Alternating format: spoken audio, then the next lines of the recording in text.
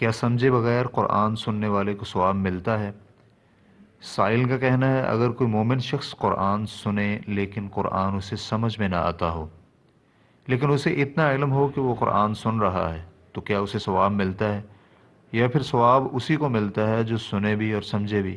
مجھے امید ہے کہ آپ قرآن کریم یا صحیح حدیث سے دلیل پیش کریں گے۔ الحمدللہ والصلاة والسلام علی رسول اللہ۔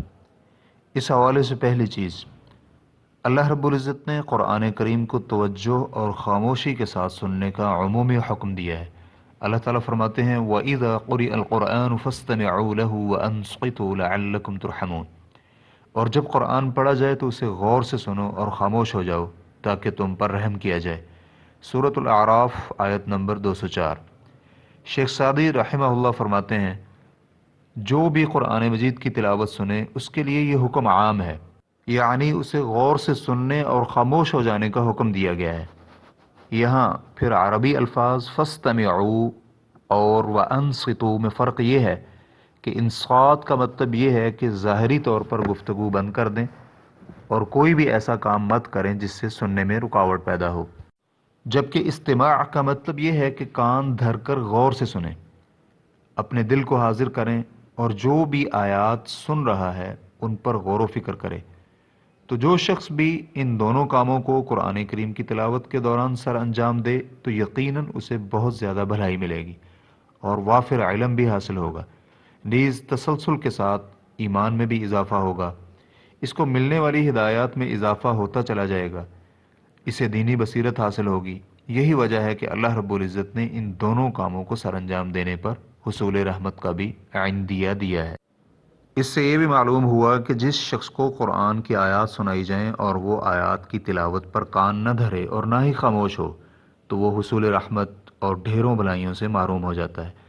قرآن کریم کی تلاوت سننے والوں میں سے سماعت تلاوت کا تاکیدی حکم نمازیوں کو جہری نمازوں کے دوران بھی دیا گیا ہے کہ جب امام قرات کرے تو مقتدی کو خاموشی سے سننے کا حکم دیا گیا ہے۔ یہاں تک کہ کچھ اہل علم نے تو یہ بھی کہہ دیا کہ مقتدی کا خاموشی سے تلاوت سننا سورۃ الفاتحہ اور دیگر قرات کرنے سے بھی اولا ہے۔ تفسیر السعدی صفحہ نمبر 314۔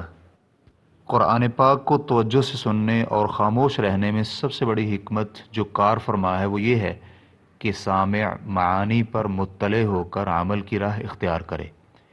امام طبری رحمہ اللہ فرماتے ہیں قرآن پر ایمان لانے والوں، اس کی کتاب کی تصدیق کرنے والوں کہ جن کے لیے یہ قرآن ہدایت اور رحمت ہے، ان سے اللہ تعالیٰ فرماتا ہے وَإِذَا قُرِئَ الْقُرْآنُ فَاسْتَمِعُوا لَهُ، یعنی اے مومنو جب قرآن تم پر تلاوت کیا جائے تو وَأَنصِتُوا، غور سے اس کو سنو، یعنی اپنے کانوں کو اس کی طرف لگا دو تاکہ اس کی آیات کو سمجھو اور اس کی مواعظ سے عبرت پکڑو، اور فرمایا خاموش ہو جاؤ لعلکم ترحمون، تاکہ تم عقل اور تدبر سے کام لے سکو اور اس طرح شور و غل مت کرو کہ تم سمجھ ہی نہ سکو۔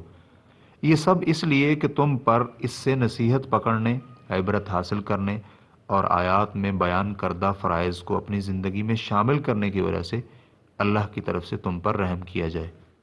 تفسیر طبری جلد نمبر 13 صفحہ نمبر 244۔ لہٰذا اگر کوئی شخص تلاوت قرآن کے دوران خاموشی کے ساتھ کان دھر کر تلاوت سنے، قرآنی آیات کے معانی پر غور و فکر کرے اور انہیں سمجھے تو اس سے دنیا و آخرت کی بھلائی حاصل ہوتی ہے۔ شیخ الاسلام ابن تیمیہ رحمہ اللہ فرماتے ہیں اس سماع کے ذریعے اللہ رب العزت نے بندوں کو ہدایت دی، ان کے معاشی اور اخروی امور کو سنوار دیا۔ رسول اللہ صلی اللہ علیہ وآلہ وسلم کو یہی حکم دے کر بھیجا گیا، مہاجرین اور انصار کو اور ان کے نقش قدم پر چلنے والوں کو یہی حکم دیا گیا۔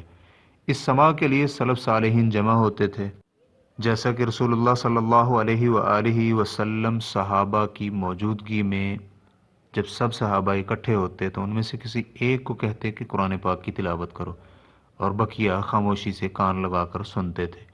اور عمر رضی اللہ عنہ ابو موسیٰ اشعری رضی اللہ عنہ کو کہا کرتے تھے ہمیں ہمارے پروردگار کی یاد دلاؤ، تو اس پر ابو موسیٰ قرآن کی تلاوت کرتے اور بقیہ تمام غور سے سنتے تھے۔ مجموع الفتاوی جلد نمبر 11 صفحہ نمبر 626۔ اس حوالے سے دوسری چیز، سماع کامل جب یہ ہے کہ جس میں فہم اور تدبر دونوں چیزیں ہوں، تو یہ بات بھی یقینی ہے کہ جس شخص میں جس قدر طاقت تھی اور وہ اپنی استطاعت کے مطابق قرآن کریم کی تلاوت سنتا ہے تو وہ حسب عمل قابل ستائش ہے، اور جس مقدار کو سر انجام دینے سے قاصر رہا اس میں اس کا عذر مقبول ہے۔ اور ایسا نہیں ہونا چاہیے کہ انسان اگر تھوڑا کام کرنا جانتا ہو تو سارا ہی نہ کرے، بلکہ جس قدر کر سکتا ہے اتنا کرے، بقیہ میں اس کا عذر مقبول ہوگا، کیونکہ قاعدہ یہ ہے کہ ناممکن عمل کی وجہ سے ممکن عمل ساقط نہیں ہوتا۔ یعنی بندہ کوئی بھی واجب یا مستحب کام جس قدر کر سکتا ہے وہ غیر مستطاع عمل کی وجہ سے ساقط نہیں ہوگا، کیونکہ اللہ رب العزت فرماتے ہیں فاتقوا اللہ ما استطعتم، حسب استطاعت اللہ سے ڈرو، سورۃ التغابن آیت نمبر 16۔ شیخ ابن عثیمین رحمہ اللہ سے پوچھا گیا اگر کوئی انسان بنا سمجھے قرآن کی تلاوت کرتا ہے تو کیا اسے ثواب ملے گا؟ اس پر انہوں نے یہ جواب دیا کہ قرآن کریم بابرکت کتاب ہے، جیسا کہ اللہ رب العزت کا فرمان ہے کتاب انزلناہ الیک مبارک لیدبروا آیاتہ ولیتذکر اولو الالباب، جو کتاب آپ کی جانب نازل کی ہے بابرکت ہے تاکہ وہ اس کی آیات پر تدبر کریں اور اہل دانش ان سے نصیحت حاصل کریں، سورۃ الصاد آیت نمبر 29۔ تو اس لیے انسان کو قرآن پڑھنے پر ثواب ملے گا، چاہے وہ معنی سمجھے یا نہ سمجھے۔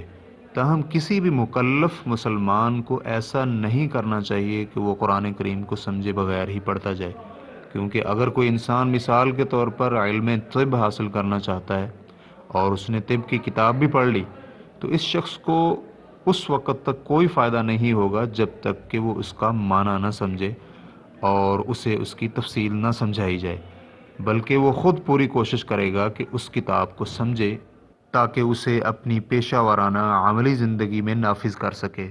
تو ایسے میں قرآن کریم کے بارے میں آپ کا کیا خیال ہے، جو کہ سینوں کے لیے شفا اور لوگوں کے لیے واعظ ہے؟ تو کیا یہ عمل اچھا ہے کہ انسان اسے سمجھے بغیر پڑھے اور اس پر تدبر نہ کرے؟ یہی وجہ ہے کہ صحابہ اکرام رضوان اللہ علیہم اجمعین 10 آیتوں سے بھی آگے نہیں پڑھتے تھے جب تک ان تمام آیات کا علم حاصل نہ کر لیتے اور ان پر عمل نہ کر لیتے۔ اس طرح انہوں نے قرآن کریم کا علم اور عمل دونوں یکساں حاصل کیے۔ تو انسان کو قرآن کریم کی تلاوت پر ثواب ملتا ہے، چاہے وہ معنی سمجھے یا نہ سمجھے۔ تاہم قرآن کریم کا معنی سمجھنے کی پوری کوشش کرنی چاہیے۔ نیز قرآن کریم سمجھنے کے لیے علم اور دیانتداری رکھنے والے معتمد علماء کرام سے رجوع کرنا چاہیے۔ اگر کوئی عالم دین قرآن کریم سمجھانے کے لیے میسر نہ ہو تو معتمد تفسیر کی کتابوں کو پڑھے، مثلا ابن جریر طبری، تفسیر ابن کثیر اور دیگر تفاسیر جن میں صحابہ اور تابعین سے منقول تفسیر ذکر کی گئی ہو، ماخوذ از فتاوی نور علی الدرب، اسلام کیو اے ریکارڈنگز، مؤسسۃ الشیخ صالح المنجد، المملکۃ العربیۃ السعودیہ، فتویٰ نمبر 150633۔ والسلام علیکم ورحمۃ اللہ وبرکاتہ۔